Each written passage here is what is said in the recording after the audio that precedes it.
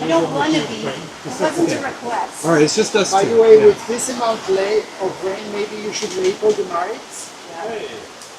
How about can we just hold them like this, or is this going to be too much You're the filmmaker. handling I'm noise? just putting out questions. Okay, so So we're back at the gathering. So Andrew, you can introduce the audience to where we are and what's going on. okay. Hello, everybody out there in YouTube land. Welcome to the Coherence studio. We are live from the gathering in Czechia. This is day one, officially, and it's really raining. You may or may not hear that, but trust me, it's really pouring outside. But we're nice and dry, and we're here to have some conversations that I think are going to be interesting to us. I hope it's interesting to you. My name is Andrew. I'm sitting here with Ronald. We've just met. Yes. We've had an amazing conversation. We're going to continue it for a little while. And then we have some other mystery guests who you don't see right now off camera, and they might choose to step in and join us. We just went off. We may still be on the air. I don't know. I can't monitor right now. We're getting news from the box that there's technical difficulties. Yes. But that doesn't matter to us because we're just here to have a good conversation, y'all. The sound is great though. Okay, sounds good. Good. Actually, I think it's maybe, yeah, okay, sounds good. So, I'm going to give just a very brief context for what's been going on in this tent for the last couple hours, which is really about this is sort of the core question that I feel like we're all coming in with to this gathering, or at least this is the emergent question about how do we all collaborate together? It feels like everybody here at this gathering, how many people are here? 50 people have a very shared intention to put their life energy into making the world more conducive to life and creating a more flourishing future.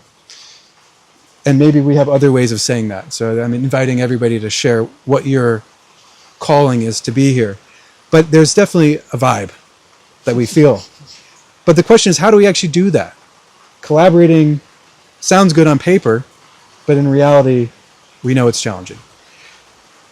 And what we're talking about in a very specific sense is collaborating using technology. There's a focus on technology at this gathering. It's not all that we're talking about, but that was what was being spoken about here. And we all know that technology can be very powerful. It can be a very powerful tool. It can also be really, really annoying. And really frustrating and really complicated and expensive and really difficult to collaborate on. And so what we did in this last conversation is we kind of spoke about the spectrum of collaboration and coherence. Coherence is maybe what we need in order to collaborate. We all cohere together, there's a resonance together, which we'll speak about. But the spectrum that we talked about was starting on the kind of most etheric level is the level of story and narrative and myth. What is the unifying story that's brought us all here? What are we all trying to manifest in the world together? Kind of coming from that, flowing down, is the level of tribe, community, culture, which is what we've all created here together, at least temporarily. And we have our own tribes and cultures that we bring with us to this context. And then kind of trickling down from that, we talked a lot about business. Not my forte, but it's interesting. We talked about how do we collectively fundraise together? How do we get our teams to talk to each other? How do we share knowledge together? How do we co-brand together? Welcome. Join us. So these are things that sound probably pretty boring to a lot of you, but maybe really sexy to some of you. It depends on what you're interested in. We also asked, how can we raise $10 million to do this? To create products, technologies, which help us achieve the story that we are all trying to manifest together. And there are many people that here together are creating products that with this mission. And underlying all that is technology, which is really complicated, as we already said, and expensive. And so we're trying to get the story part to trickle through all those layers down to the tech part And somewhere in the middle, we raised $10 million to build out the tech. So that's sort of the tangible goal, but there's lots of interesting space in the middle. And where we started our conversation, I think, was sort of way up there. We were talking about psychology and story and archetypes. Yes. And so I would love to hand it over to you and give us a little bit of your magic. Okay, thank you. So basically, this is my first gathering. This is my first time being in those kind of place and in this environment. But it's not the first time I join a network or I participate to something unknown. So you could say I'm a kind of philosopher that's used to see many different type of place and try to see what are the blind spots, where does it come from, what can we learn from it, and can we improve it. So basically, from those framework, when we presented me that model, I was immediately thinking that sometimes there is a strong disconnection between the business side and then the story side. And sometimes people, due to the preference, to the archetype, to the way of working, the way of metabolizing reality, yes, they tend to operate in those models very differently. So basically, one of the words I've heard a lot into those type of place was the word entanglement and all of those aspects of fusion, decentralization, and all of those aspects that sort of lean toward a certain kind of fusion and mixing together a kind of meta-narrative or a mythopoetic that will be the collective narrative that we go in together. And of course, one of the problems when we change with technology, with new medium, so as some media theorists will say, like Marshall McLuhan or William Flusser, you always have, when with those new technology, new subjectivity that emerge. With writing, you have a different type of mind. Then with photography, change the world of representation. And with internet, with the fact that you cut off geography, that you have a new type of space, that symbols circulate so fast, you have a new type of subjectivity, a new type of writing that impact the real world. So now the question is, how do we move on from those symbols that we see on the internet, all of those things going on and all of those nice narrative and ideology to something that I would call entrainment or resonance.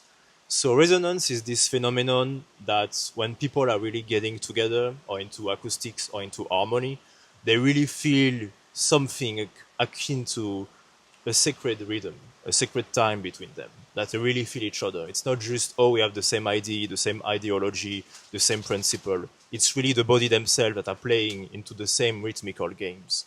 And so how do you move from this pure symbolic aspect of reality to this more aliveness of true rhythm between people? Embodied. Exactly. Resonance, you said. And so the problem with a lot of new internet community that are being formed is that they build symbol first, because that's the nature of the medium. We find ideas, we get ourselves to all kinds of memes and people we follow, and it leads us to follow community based on what we think our value, what we think is our identity for all kind of concern.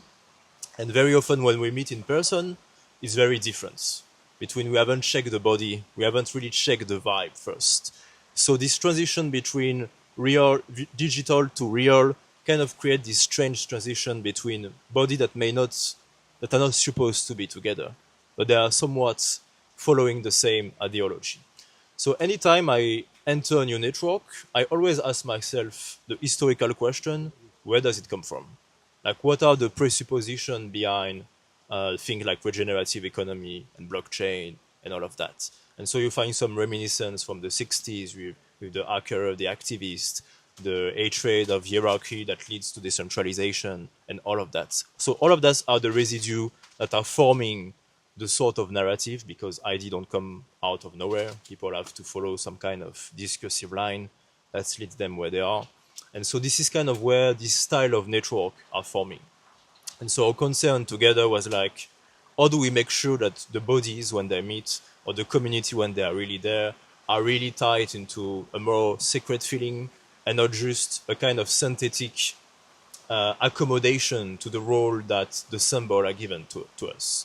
Like, you will play the facilitator, you will be the shaman, you will be that person, which is kind of like cosplaying as instead of being. So this is kind of where our conversation kind of undulated around. Thank you. Thank you. And I want to just acknowledge, we just dove right head first in. Whoa. Thank you. That was like real deep. So I want to reflect back that what I'm hearing is about resonance and about the resonances of our bodies together. You all out there are getting our vibration through a screen. We're sitting right here in person. We're having a very different experience. We're trying to communicate something to you, but there's no way that you can really get the feeling of all these people in this room that you don't even see, and the resonance that we're experiencing here. So there's a disconnect, right? Just because of the medium that we're dealing with. And through all of these technologies that we're talking about, there's almost there's this tension between the fact that we're trying to create technologies that connect people, but we're doing it through a medium that is inherently kind of disconnected, disembodied, right? So that's sort of what I'm taking from what you just said. I also want to just remind everybody, and for those of you who just stepped in, that this is a interactive experience, an interactive dialogue. So at any time, if you feel called, and also, I'll finish this. If any time you feel called to step into this conversation, you can come and put your hand on either my shoulder or Ronald's shoulder and take our place and continue the conversation from there. So that's an invitation. Also, I forgot to mention for all of you out in digital disembodied land or embodied on your side of the camera land, if you want to write messages or in the chat or whatever, Alex, who's also behind the camera, is gonna share that with us. So we're gonna interact with you as well. So I see our first person stepping in. Joaquin, please come in and introduce yourself if you would to the camera. Sit down. Thank you. Thank you so much, Andrew. Hi, Ronald. Good to see you. Nice to meet you. Yes. I'm Joachim. I'm here at the Coherence camp in Czech Republic, and we were talking about these new kinds of systems. So I wanted to follow up on a question you brought up, Marshall McLuhan, right? One of the things he keeps talking about is we design our systems, we design our spaces, and then the spaces return the favor to us, back to us, right?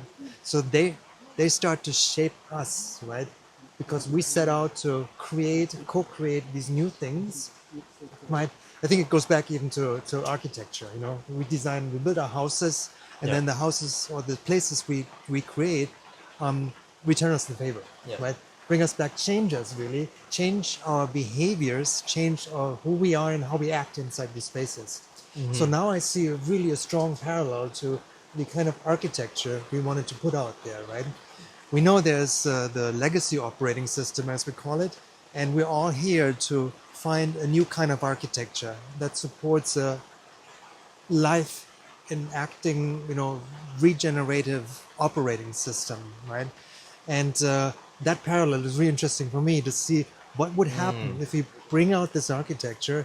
Will the architecture return the favor to us, right? Yeah. So I really like that question because human beings, one of the fascinating properties is that what they design can design them back. So the question is like, what sort of human being will you create if your vision really happen, if you really push that kind of architecture, knowing that this will be in a way a new form of enculturement. So you have to think forward not just about the story, but the sort of human being you want to cultivate with the medium, with the story, with the infrastructure, with all of that. It's kind of like a whole philosophical, metaphysical foundation about what do you view human as, Right. And you have to take a stand saying, okay, this is the vision I carry. I think this is sacred.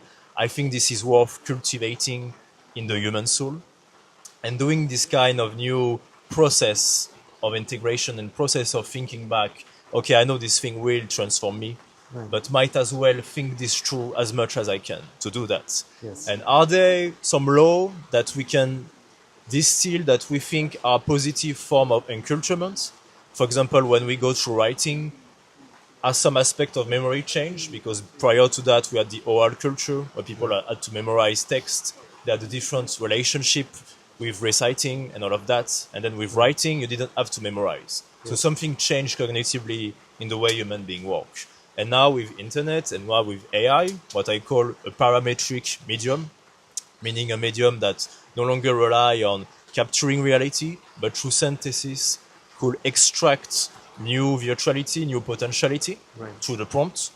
We are now entering a kind of parametric design age where we can think through the medium as prompting through a kind of new metaphysics? How do I move on through that? What kind of question do I ask to orient the sort of enculturement I'm seeking?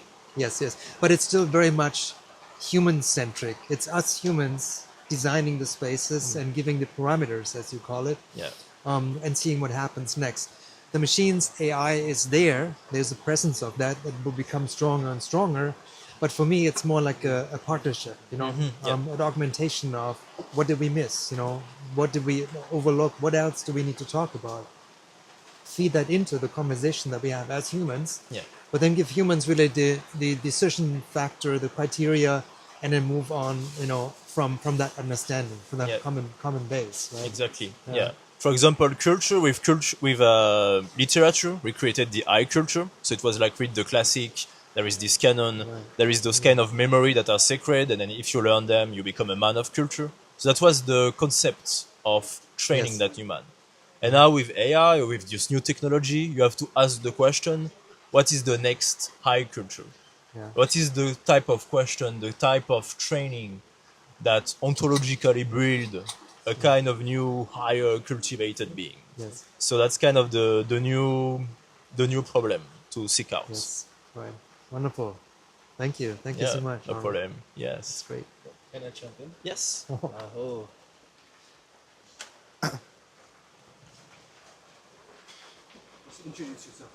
Yes, I'm Luke Rama from the Pilgrimage and the Human Flourishing Endowment. And Hello. hello, Joachim, yeah. Joachim, nice to be here with you. Yeah, I would love to give an example for how this AI and the storytelling power of AI has shaped my life in the last 3 years. So I was basically traveling around the world to learn from different spiritual cultures and indigenous traditions to understand, how do we actually now in the 21st century create a new culture codex, values, principles that are so deep in our nature that we know creates a regenerative world. And so interestingly, AI has really helped me because when it came out, when the first LLM came out, I asked, can we create a wisdom council, from different spiritual masters across traditions that guide me through the core training program that allows me to embody that wisdom. And I think that's an interesting way to think of AI. Of course, we also talk about, having this regenerative superorganism where the hive, where potential is more easily understood and AI can distribute it. You're also working on that, right? But also as a kind of guru, you could say, that informs a whole culture on how each and every player, each and every human being inside Right. this regenerative story Yeah. goes through the process of contributing to the whole Yeah. and helps us understand ourselves better and then contribute and serve the whole better. And making that so cool, so hero, epic, that you understand the sacredness of your own journey. I think that's an interesting possibility that we are entering. Wonderful, wonderful. I mean, in the context of today's conversation here that we had with Victor is, how do we model this? How do we create an architecture for this where storytelling is a critical piece of that? Yeah. The understanding, the connections between humans, and how do we bring that across? But then go deeper into how do tribes pick this up? What do they do with this story? Can we tell more stories? Starting to use and cultivate some of the things we're talking about. So everybody here, the camp has like a piece of the puzzle. Now our task is now to put this puzzle together and then see maybe there's a beautiful picture hidden out of this. When I talked to someone else here at the camp today about emergence, right? We have the foundational building blocks in place now. And we don't know what can arise out of this. That's a beautiful property of emergence is you don't know what other functions, features, things come out of this, right? Yeah. And I'm sure you also, engaged in, seeing this beautiful flowering of emergence coming out of these spaces, right, that we're doing here. Yeah. It's very interesting when we go through this process of emergence and we see the different puzzle pieces that are maybe not connected yet, but already in our own way enter this culture. So we play already with different tools, and by now practicing storytelling and story living, which is the embodiment of the story, we are sharing and showing the way how we can potentially interact with these different Yes, pieces yes. and tools, technologies, practices, yes. right? And that's, if we now all take this responsibility and everyone is going through this journey and shares about the journey, more and more people will want to be part of that, because it's just better than any VR game that you can play out there. Yes. It's your soul that is in that Yes. embodied That's experience. exactly it. Thank you so much for that. Wonderful. Yeah. Oh, what an honor to be here with you. I wanna. My name's Oliver, by the way, and I'm so inspired by what you were just talking about, because in truth, there are so many people around the world today already taking extremely positive actions and doing really meaningful work for the planet. That are, whether they're on the ground repairing soil, whether they're in community, whether they're creating technologies, whether they're scientists in labs, energy innovators, all of it, you name it. There is a huge movement of us already here, right? And most of those people, in most cases, are actually very willing to share their wisdom. Remember, we have to laugh. Don't be so serious all the time. Are willing to share their wisdom, to share their inventions, to share their processes, to make life easier for someone else. Yeah. And I think that's one of the fundamental differences between this regenerative movement, where the objective is shared. The objective is, let's create a thriving earth where we're all living, versus this capitalist paradigm, which oftentimes is extractive, which is like, I got to take my share to make sure my people are living at the expense of everything else, right? And so now that we're in this time where this consciousness exists, where people are genuinely acting on behalf of the whole, we are still at a critical threshold of learning how to actually work together, and even though there's the willingness, and how to actually create value as a whole movement, where we don't have to reinvent the same thing 25 times, where we can spend our energy inventing new things and solving the problems which haven't been solved yet. And I think to actually achieve that is where it's critical to have the implementation of technology in service to life. I like to say, instead of artificial intelligence, integrative intelligence, II, the technology which supplements human functioning, that allows us to go further and to work with nature, to work with all life around us in an integrated way to achieve beneficial outcomes for the planet. And that's the core technology also, and the core design approach that we have in the Hive, which, as we talked about earlier, intends to make those connections possible between any player, any part of the world who has a solution that someone else can use, or process that they don't even know how to document, that it can get documented through the emergence and matched to the people who need it, so that we can actually advance as a collective tribe and get somewhere together. Yeah, one concrete, this is so inspiring, and like, I'm so happy that you have been dedicating your work toward that. Because if you think about it, we are, the bodies are all holons, right? So we are representation of the whole earth reflected in everyone, right? And we know that the actual problem right now is that the individual holons are just suffering, right? There is a meaning crisis, we have a mental health crisis, a normal health crisis, which in the root then creates the greater meta crisis.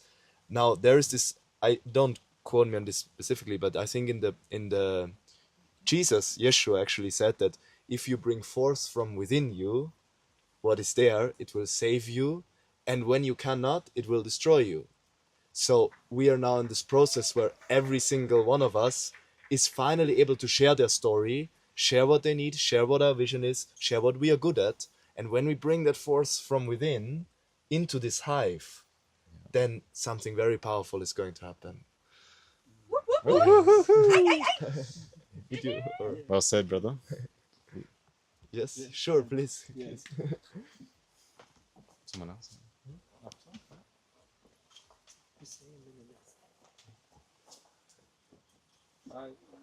Yeah, hi. I'm Maxim from Ukraine, and I work with eco-villages in Ukraine. And now I continue to speak maybe our storytelling, amazing story, because now we use everything of that and to convert our eco-villages to regenerative moving. And it's for us it's a real amazing story for be more resilient, because it's a case how we find new regenerative finance moving inside, and it's as a new layer of our stability now. And this it works as as a mycelium, because sometimes this mycelium is crushed. It's about destroying, yeah. And now we have this frontier line. It crashed everything, and as technologies and resources moving inside this mycelium, yeah. And some cryptograms or other platforms and this tribe of regenerative moving help us to connect, reconnect all this mycelium, all this crashed connection, and continue to moving using new technologies, new platforms. We use a lot of different platforms, and thanks all developer who create this, because we are not a developer, we only user of this platform, you know. And for me it's amazing new wave how to build new positive future in our story. And tomorrow I will continue to tell about that in morning. And I want to share it for everyone, because it's amazing for us to give us a hope to see new future for us. Yeah. Wow. What an amazing embodied example of how the modern technologies of today are directly impacting real on the ground missions like your own, which have, obviously a profound need to thrive. And that technology is supporting that. And that's so beautiful. Yeah, it's to networking between networks, because we build as a network, not only one land-based location. We gather everyone and thinking only as a network, because one location, one community, it's not sustainable. And we understand that very clearly. And when you use a network and connection, you can be more sustainable. And I think that we everybody should be in big connection between all of levels, scientific technologies and land-based location. Every in layers in be in connection with that. I think that it's a solution for everybody of us. And it's as a forest mycelium. For me, it's a vision, because in forest we have a lot of challenges. Sometimes it's fire, sometimes it's collapse of climate, everything. The war we have everything. Deforestation, climate collapse, war, immigration, a lot of challenges. But if you moving works, every time you can repair a connection and continue to our life and our moving. Yeah, yeah. It's so inspiring. Yeah. Yay. So inspiring. Thank you. I'm Tree Willard. I work with the Alelo now. I also am a steward of hilo.com. And I'm also working on building land-based intentional communities. Yeah, so I jumped in because I'm so excited that you brought in the land. Because, well, Itlago usti dagwado chichalagi chikamaugi. I'm also Cherokee, and our teachings say that the land is what teaches us culture. Amazing. It's the materials that are available where we live that teach us how to make houses. And it's the sounds of the forest where we live that teach us how to make music. And it's the relationships with all of these beings that teach us language. You know, we always say they taught us their names. And so I'm just really happy that you sat down to bring land into this conversation. And I really want to just encourage everyone to find a way to be in relationship with the place where they are. I feel like sometimes these tech conversations can feel overwhelming for some people. Like we're all here geeking out on all of the amazing potential, and probably most of the people watching are geeking out on all of the amazing potential too.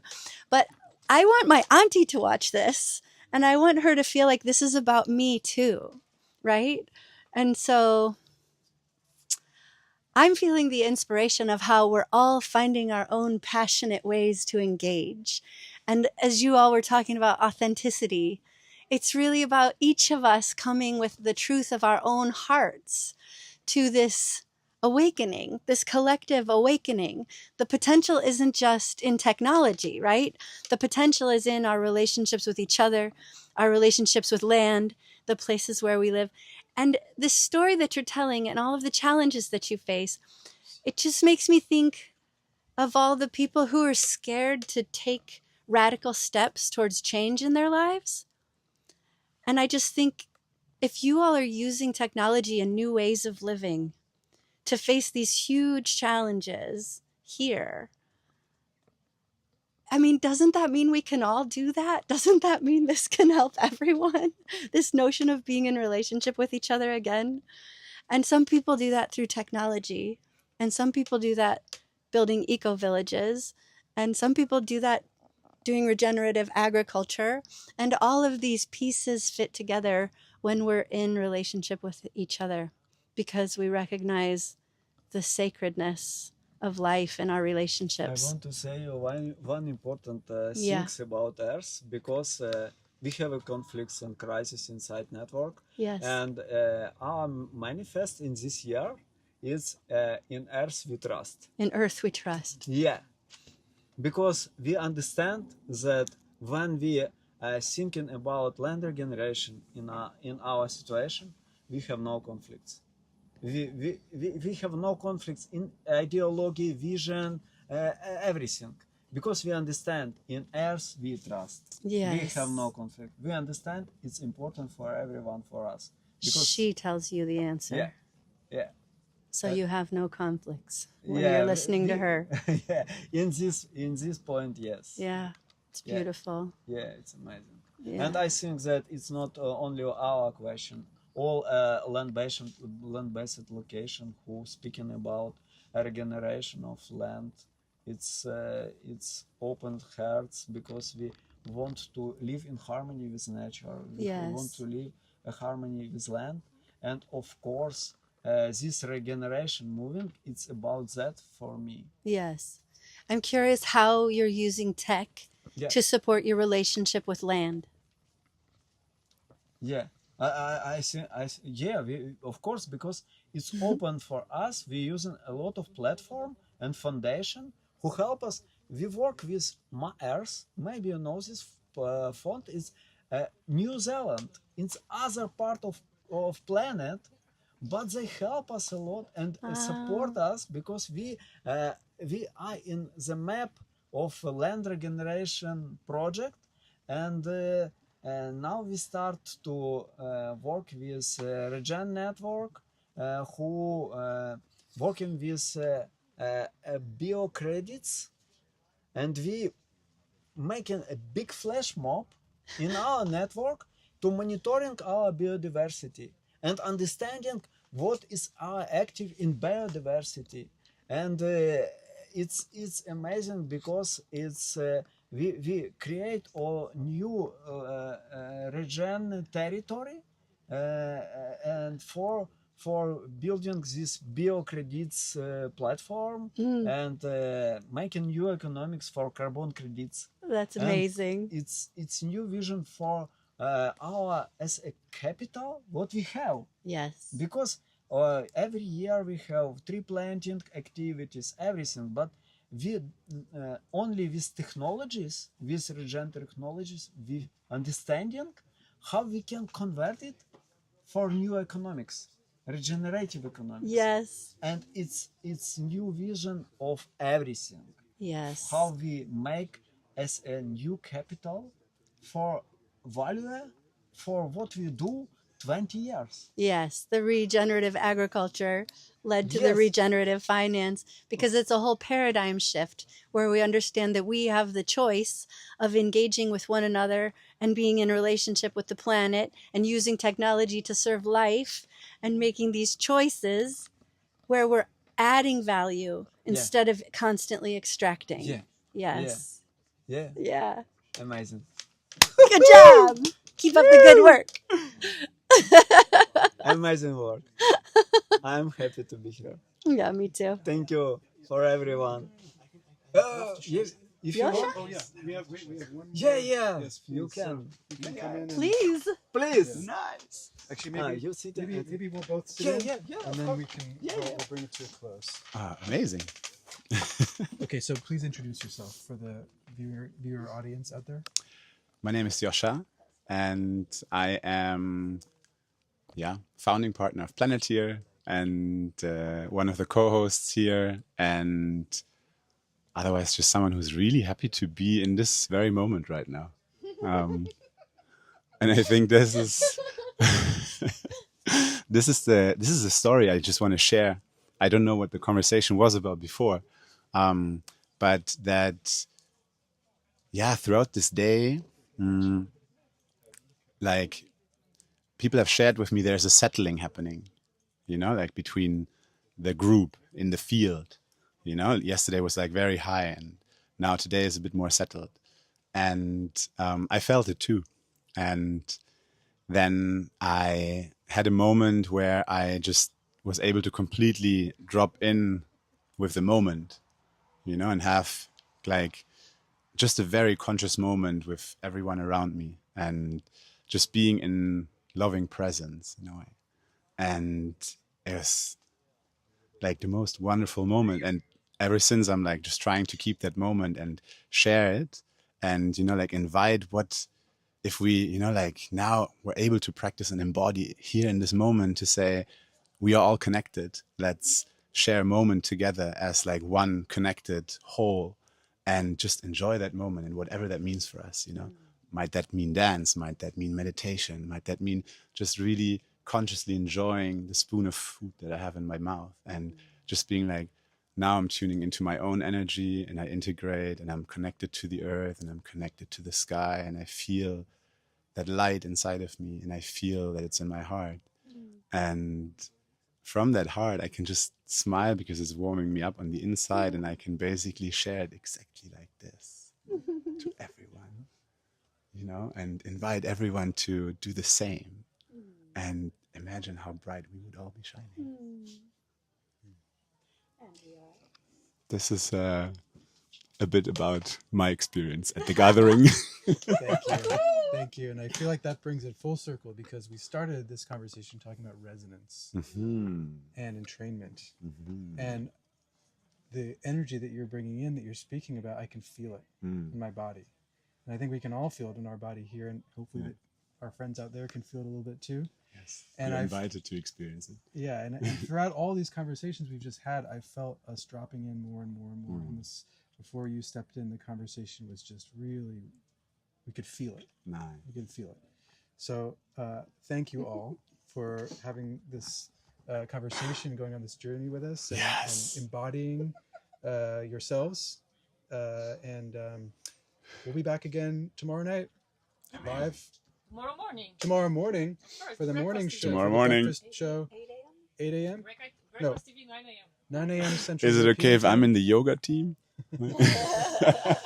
So tune in again tomorrow morning, 9 a.m. Central European, also in the evening. And ciao for now. Ciao for now. Thank you. Bye bye. Beautiful. Beautiful. Amazing. We are the best. You are. In your very own way, you are. Like, What was that supposed to mean? no, like it was Thank really you, like thank you. man, High five to highly Milan. appreciative. You know, like Thank you. I'm just you. like wow, you know, like you're bringing in a Thank you. side that I just